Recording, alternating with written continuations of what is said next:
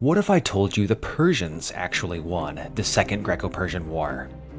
The account of the Greco-Persian Wars we are familiar with is the heroic story of the small, disunited city-states of Greece banding together and defeating the mighty Persian Empire.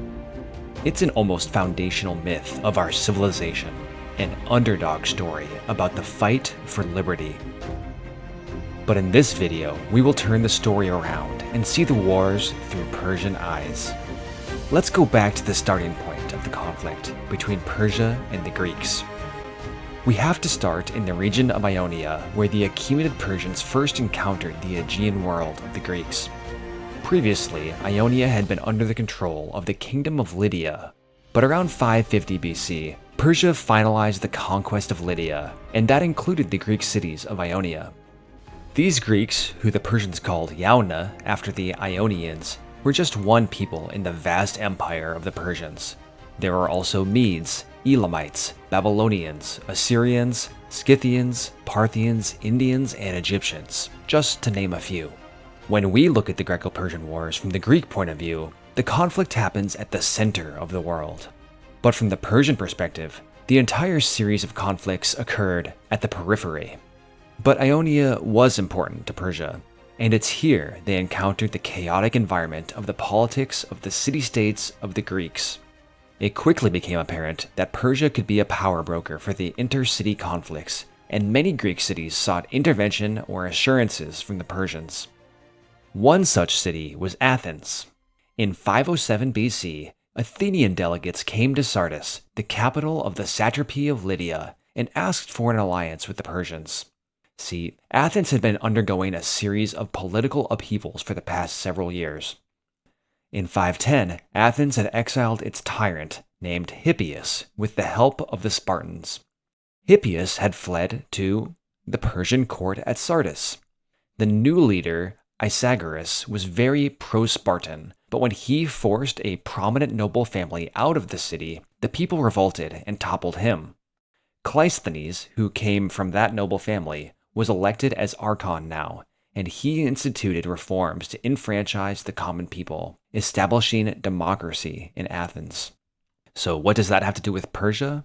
Well, the new government of Athens feared that Isagoras or someone else would return, aided by the Spartans, and topple Cleisthenes and the new democracy. Persia could be a powerful deterrent. When the diplomats of Athens asked for an alliance, they were informed that Persia didn't work that way. Athens could submit, or they could return home empty-handed. So the Athenian diplomats, improvising, offered the customary earth and water that the Persian satrap requested of them. From Persian eyes at least, Athens was now a vassal of Persia. When the diplomats returned back to Athens, though, the assembly was outraged. The ambassadors had been sent to assure independence, not submission. They were censured by the assembly, but no message ever was sent back to Sardis. Keep this perceived vassalage of Athens in mind with what happened next. About 10 years later, the cities of Ionia went into revolt against Persia. This was a serious challenge to Persian control of the western edge of their empire.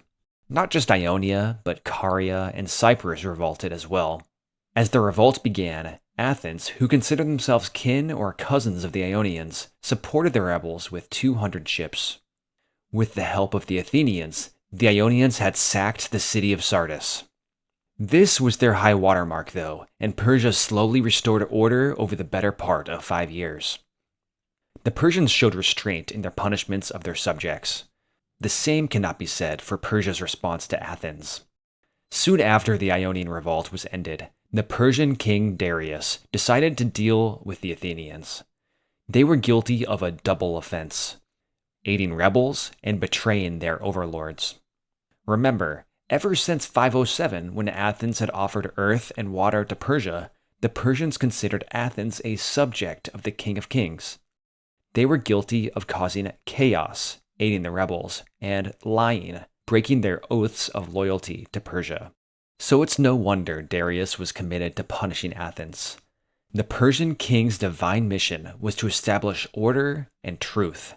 Athens, for the Persians, represented the opposite of that: chaos and deceit. So Darius had sent an army and a fleet to Athens, both to make them pay for their offenses and to restore order. With the army, the Persians brought the exiled Athenian tyrant, Hippias. If Persia could take Athens, they could install Hippias as their subject ruler there. He would be much easier to control than the shifting quarrels of noble families or democracy. But of course, the Athenians had surprised the Persian army at Marathon. The Athenians had charged across the plain in their armor and crashed into the Persian army and routed them, killing many and capturing several ships. The Persian losses were severe, but not so bad that the campaign was immediately abandoned. The Persians tried, and failed, to beat the Athenians to Athens. Seeing the Athenian army waiting for them as they neared the port, the Persian fleet decided to head home. There's no twisting out of this one. The Persians had lost this campaign. We are used to seeing this Athenian victory through the eyes of Athenian propaganda, though. All of Greece had been saved from the despotic Persian menace. And now we add, and Western civilization was saved. But from a Persian perspective, this likely wasn't a campaign of total conquest. It was a campaign to punish Athens and restore order by toppling the current rulers and replacing them with a Persian-backed tyrant. Would Persian influence have increased if they had won? Sure, but it would not have been the nail in the coffin for an independent Greece.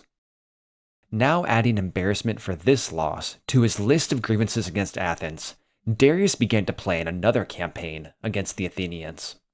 But two things distracted him from this. First, a large revolt broke out in Egypt, a situation far more important to him than a meddling Greek city. And the second distraction was his death in 486. His son Xerxes became the new king of kings. He had big shoes to fill and a difficult situation facing him. First, he had to finish the restoration of peace in Egypt, his most lucrative province, and second, restoring order after another revolt in Babylonia, the heart of his empire. Finishing his father's work in Greece was never forgotten, but bringing order to these two provinces was a much greater priority for the young king of kings. Xerxes personally led his army in Egypt and then crushed the revolts in Babylonia. Finally, in 481, Xerxes began his journey toward Greece.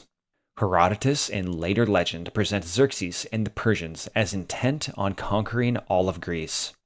While he did want to finish his father's work, Xerxes was doing something different than leading the army for the sake of conquest. No, Xerxes wasn't just conquering, he was performing victory on a royal expedition. He was using the campaign of the Second Greco-Persian War as a show of his legitimacy, showing the nobility of the imperial court, who came with him on the journey, that he was worthy to rule. The expedition was intended to be full of spectacle and awe. Rather than drawing his invasion force from the satrapy of Lydia, he recruited extensively from all corners of the empire, because this campaign was to be a picture of the Persian Empire in miniature. When they reached the Hellespont, everyone would have been awed. Instead of a fleet to carry them, they came to two floating bridges stretching from Asia to Europe. Herodotus calls this construction hubris, but Xerxes was demonstrating his power to his court. He was letting everyone see that he was expanding order outward, going beyond the bounds anyone, even his own father Darius, had gone before. Now in Greece proper, the war with the anti-Persian alliance began. This was not a war against the Greeks. The Persians had a different worldview than us, and their view of empire was more fluid than ours. For the Persians, the Greeks, the Yauna, were already their subject people. Ionia, Caria, Macedonia, and Cyprus all were home to Greeks, and they all had been part of the empire for decades. Other Greek cities had varying degrees of inclusion into the Persian Empire. Some were formally submitted, some paid tribute, others allowed Persia to mediate in their internal politics. When the Persians arrived in 480 BC, at least 30 city-states joined an anti-Persian alliance, but many more others remained neutral or even sided with the Persians. Many Greeks, on both sides of the Aegean, were very comfortable with Persian rule. In each of the battles that followed, Greeks fought on both sides. If we lean even a little into Persian propaganda, we can see that Xerxes achieved many of his goals in the war. At the Battle of Thermopylae, he and his court had personally witnessed his army defeat the legendary Spartans and even kill a Spartan king. And afterwards, Xerxes achieved what his father had failed to do: punish Athens. The Persian army sacked and burned the city and pulled down its temples on the Acropolis. Xerxes had brought order and defeated the forces of chaos. See, the Persians won the war. That's certainly what Persian propaganda would fix on. A Greek king killed and Athens destroyed. After the war, Persia still had many Greek subjects, and Persia would remain a power broker in Greece for the next century and a half. But if you're watching this video, you probably can see through this story. The war didn't end with the destruction of Athens. No, the Persians had tried to take things further and defeat the Greek alliance, but Xerxes and his court would have been witnesses to the terrible destruction his navy faced at the Battle of Salamis. This battle wouldn't make it into the Persian propaganda.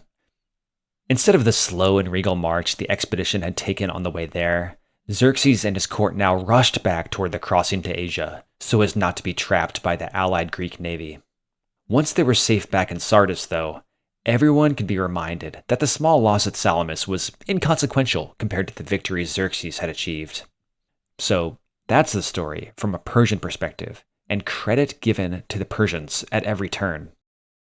To sum up, it had never been an invasion of conquest of Greece.